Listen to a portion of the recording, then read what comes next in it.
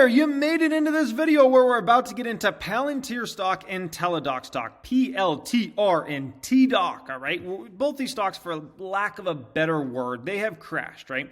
Both these stocks have crashed, and so in this video, I want to talk about both these companies in depth, okay? And I want to share some thoughts on both of these stocks, kind of good news around them, some bad news around them, and my views. Do I think, at the end of this video, we're going to come to a conclusion, do I think these are moneymaker stocks, or do I not think these are moneymaker stocks? And I want to share with everybody a perspective so you kind of really understand about these two companies on if these are the sorts of right stocks for you or not. Now, first thing is, when it comes to these two stocks, they're not small caps, right? Teladoc's a $10 billion plus company as far as market cap goes, and Palantir is a $30 plus billion market cap, and that's after these stocks have crashed, right? Palantir today was trading in the 15s. Teledoc today reached $76.14, and both of them hit new 52-week lows here today, literally, all right? And so, yeah, a lot of thoughts to share in this video. Hope you guys enjoyed it. As always, make sure to subscribe to the channel. It's absolutely free to do so. Alrighty, so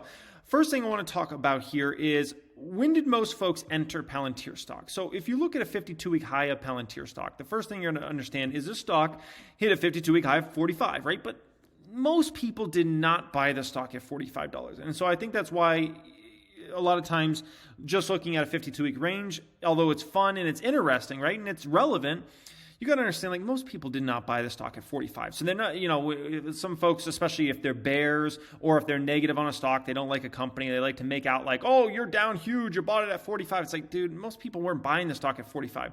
Where most folks have bought Palantir stock, in my opinion, is between $17 and $27. That is where the stock has been trading at for a long period of time. And so people have likely been buying these shares and accumulating this stock, Palantir, between those prices. Now, keep in mind, people are still likely down big on the stock, because imagine you started buying at 27 or even 26, or let's say you started buying at 25, right? And then it went down to 23 and you bought more, and then 22 and you bought more, and then 21 and you bought more, and then 19 and you bought more, and then 17 you bought more, right? And here today it was trading at 15, 16. You've still gone through basically a crash on this stock, but it's not quite as dramatic as it seems if you just look at a 45, right?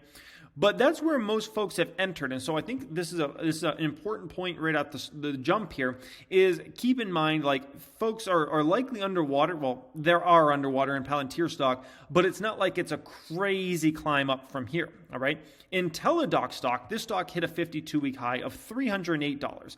But keep in mind, most folks did not buy this stock at $308, okay? Most folks have entered this stock at the $100 and $200 range. You know why? Because that's where the stock's been trading at for the longest dang time, okay? Maybe some folks just got in it once it bounced under 100, and that's very, very recently, but let's be honest, most folks are in the $100 to $200 range. I would say if I looked at most folks that own Teledoc stock, TDoc, their average cost basis for the stock is probably around 150, roughly, okay? So, I mean, yeah, to get back to 150, that's quite a ways when you're trading at 76 here today, right? And you closed at 82. So there's definitely a ways to climb on Teledoc, and I feel like people are probably a lot more underwater in Teledoc than Palantir. However, do keep in mind, I would say, if we're going to judge which one of these companies is a much more popular stock, it is Palantir by a mile. A lot more folks talk about Palantir. It's much more relevant. It gets a lot more views and those sorts of things than a Teledoc, right? And keep in mind, Cathie Wood owns both of these stocks, and she's a huge believer in both of them, but she's much more of a believer in Teledoc. You can tell based upon like which one's her biggest holding, right? Teledoc's usually her second or third biggest holding on a given day. Palantir is usually down around like 15 to 20 biggest holdings. I track her holdings in the main ARK fund on CathieWoodStocks.com. That's our website where we literally track her stocks on a daily basis, see what she's, like the weight of her positions, what she's got the most money in, those sorts of things.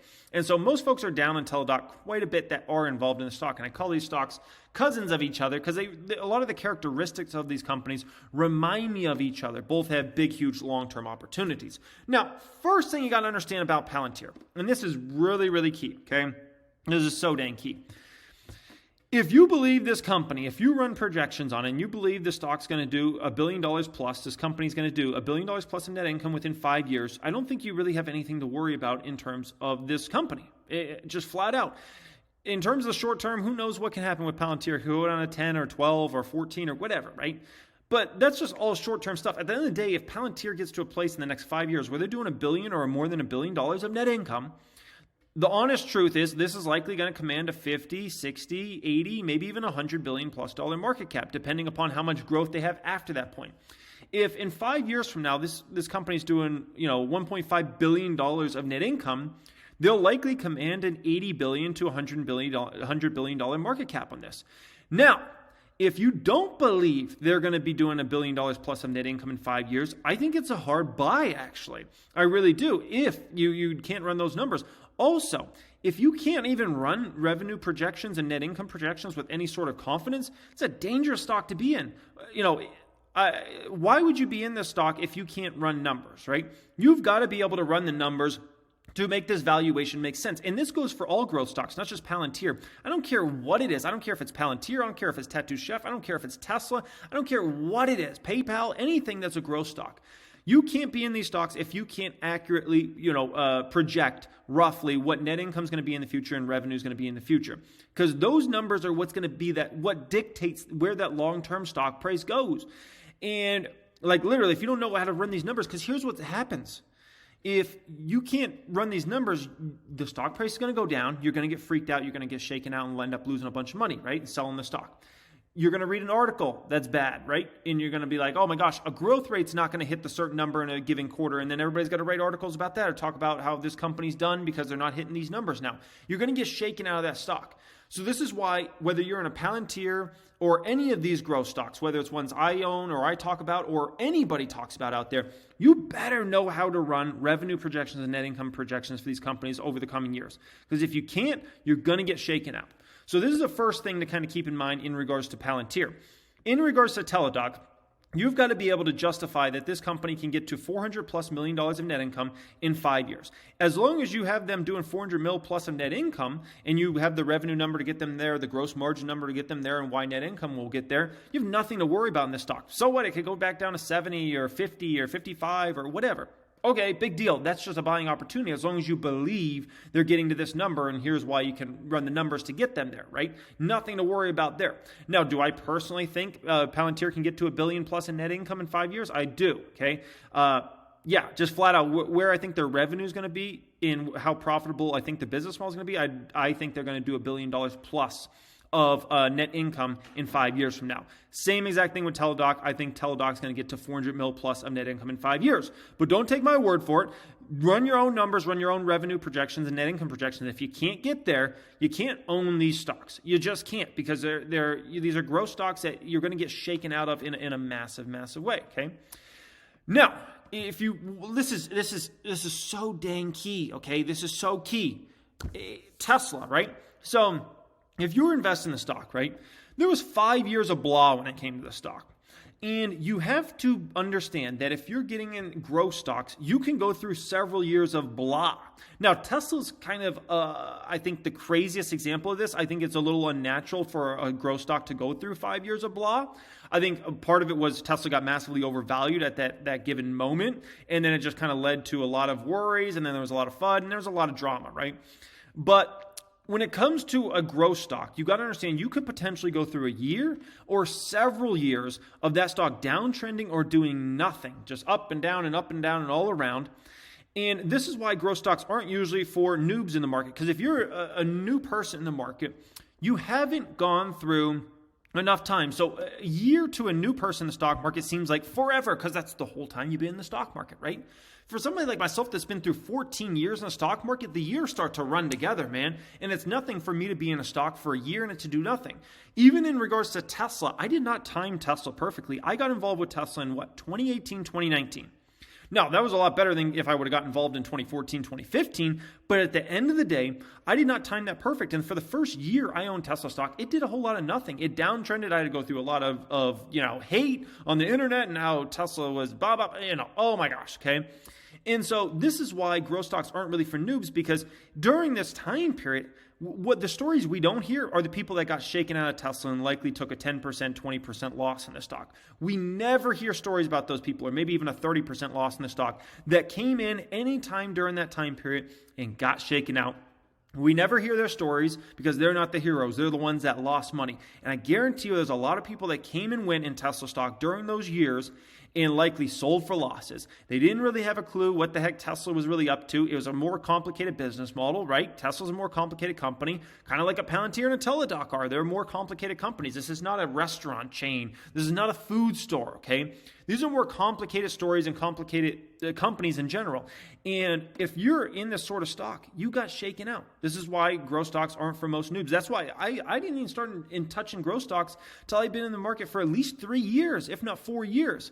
Because there's no way I would be able to accurately or even anywhere even remotely accurately project future net revenues or net incomes or those sorts of things. I wasn't at that sort of level. And keep in mind, I had nobody to teach me, literally. I watched some Warren Buffett interviews and something like that. Everything I had to learn was self-taught. This is way before YouTube had a bunch of great videos out there, way before there were courses or groups to join or anything like that. I had nobody to teach me. So some people nowadays can learn at a more rapid clip than I did. But keep in mind, these stocks are usually not for noobs because you're likely going to get shaken out. And we never hear the stories of all the people that came and went in Tesla stock and took losses on that stock because they didn't really have the conviction, okay? Now, I want to talk about, we talked about kind of, net income and those sorts of things, but let's talk about the hurricanes for these stocks because both these stocks have hurricanes around them. And when I talk about a hurricane, what that is essentially, it's a stock market term I kind of coined when you're in just a vicious storm, and it's like, how do we get out of this vicious storm? Like, when's it end, right? And then you get to the eye of the storm, you think it ended, and then it still goes on, and it's like, when's it end? So both these stocks do have that. I talked about it in a video called Tom Nash, You Must Understand About This, about Palantir stock recently, where I talked about essentially Palantir is going to have to go through a lot of bad press over the coming years. You've already seen it over the past year or two. It's going to have to go through a lot of years of bad press.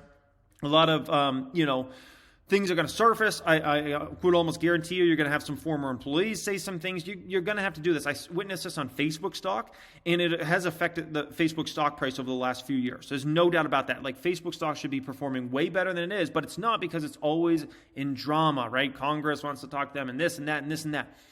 And when it comes to Facebook stock, the great thing for Facebook, though, is everybody's addicted to using one of Facebook's things, whether that's Facebook or Instagram or WhatsApp. So most people have kind of give Facebook a pass on all this, right? Palantir, if you get into some of those articles I shared in that video, and as Palantir has more success, their revenues build, they're going to have to go through more of that.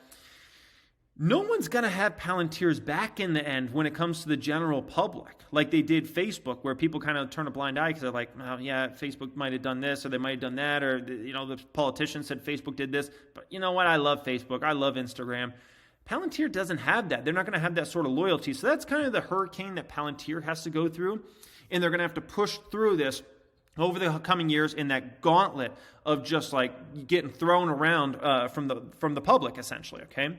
When it comes to Teledoc, they have a very different type of hurricane they're going to have to go through. When it comes to Teledoc, the hurricane they have to go through is this is a company that's going to go from massive growth to still impressive growth, but it's way decelerated growth, right? From an 84% growth rate in 21 down to a 27%. That's like falling off a cliff when you're talking about a growth rate, right? 27% is nothing to sneeze at. That's amazing. It's amazing.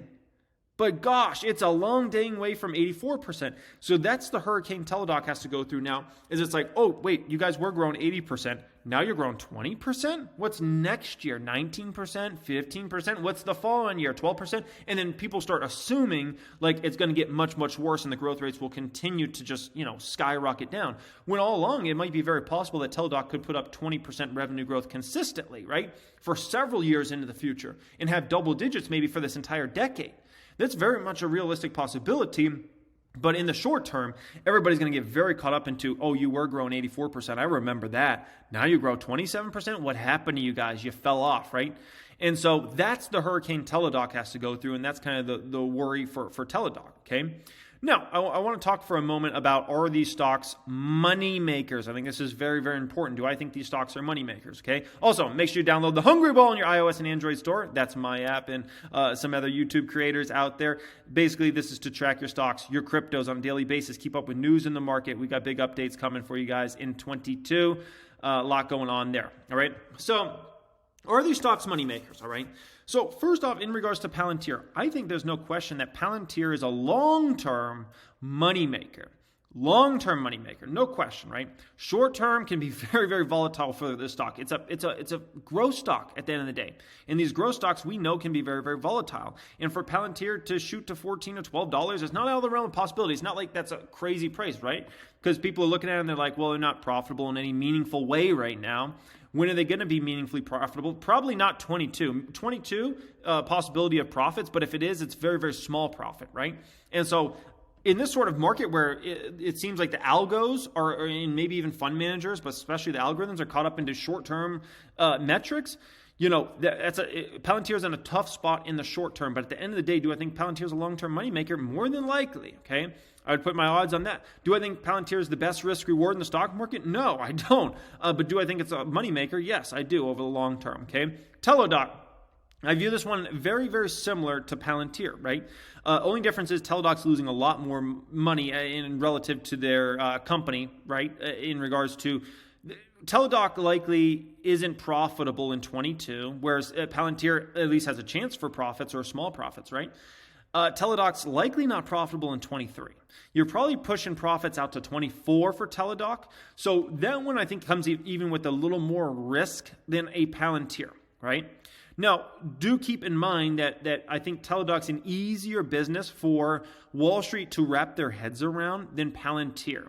And I don't think Teladoc's going to have to deal with a crisis in terms of any sort of, tons of bad articles written about them on how they're the worst company in the world and those sorts of things, right? I don't think they're going to have to go through that. They're going to be seen as almost like good guys. And so I think that's good for them. And I think it's a very easy stock for fund managers that want to play nice guy, right, in terms of having a stock in their portfolio that is seen as a good guy. I think it's very, very easy, right? And we do know the healthcare field is in need of massive disruption and needs, companies like Teledoc to succeed. And Teledoc looks like they're in the best position to succeed in the virtual healthcare market over the coming years. And that's in regards to physical space and in regards to mental space, which is another huge opportunity for Teledoc. So the way I view these is I view Teledoc is a better long-term moneymaker than a Palantir.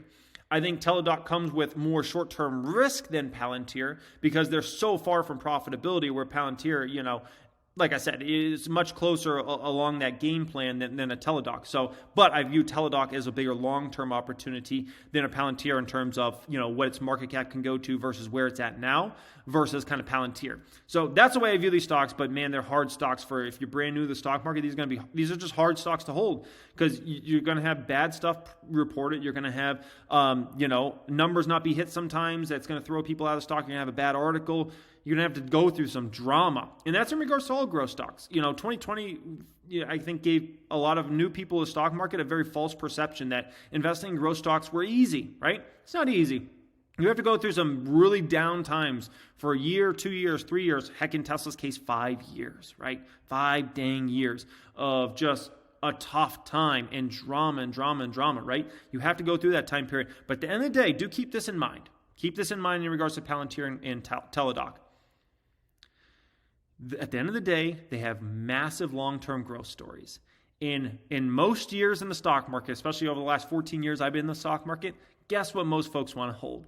Stocks that have great long-term growth stories. For the short term, these stocks can get thrown out. But I've seen it time and time again, most years, that folks, what do they want to hold? They want to hold the big long-term growth stories. And both these companies have big long-term growth stories, which is going to drive money there over the long term, okay?